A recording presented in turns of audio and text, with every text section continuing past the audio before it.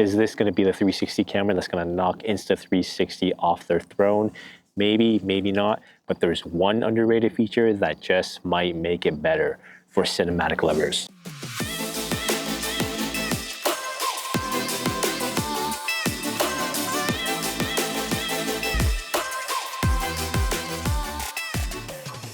Today, I'm breaking down some features that make this camera truly something to keep an eye on. So now I'm filming 8K 30 frames per second on the DJI Osmo 360, and these are the settings I'm going with.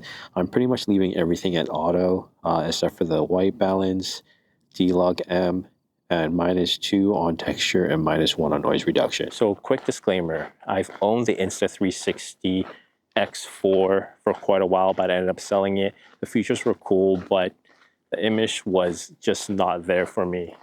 I just wanted something that could deliver cinematic results.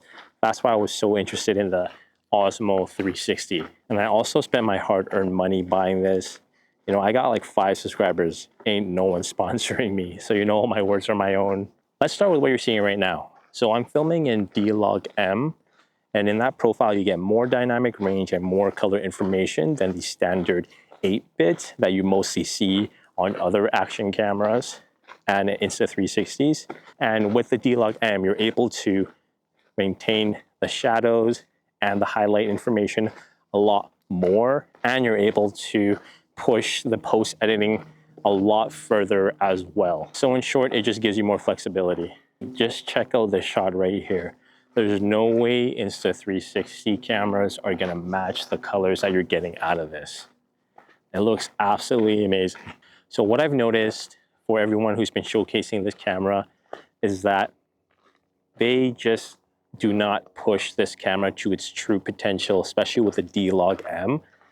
The colors just look absolutely amazing.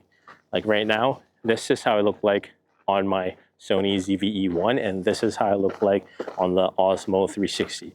What do you guys think? Does the footage match? And speaking of the D-Log M and matching footage, with the D-Log M and the 10-bit color, you're able to color match a lot easier to your big boy cameras compared to something like an 8-bit that doesn't really offer you a log profile.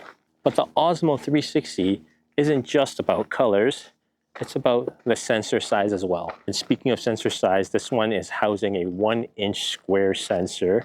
So it's different from the Insta360. You get about 25% more area coverage than what you can get on the Insta360. And with that, it means it's sharper images, better for low light, as well you get that beautiful color depth.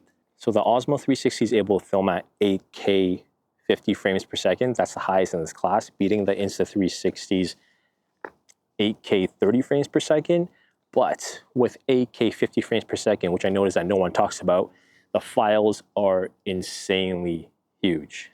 So even with that 105 gig built-in storage, it's gonna fill up really fast. So you might as well get an SD card for this. So the Osmo 360, according to DJI, is rated to get 100 minutes on 8K 30 frames per second. But in real life testing, I was able to only get maybe 50 minutes to 60 minutes max.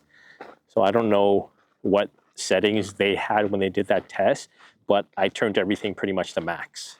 So what do you think about the DJI Osmo 360? Does it hold up against the Insta360 X5? If you found this quick breakdown helpful, hit that like button, subscribe, and let me know in the comments, would you switch to the DJI or are you sticking with the Insta360? Thanks for watching, and I'll see you guys on the next one.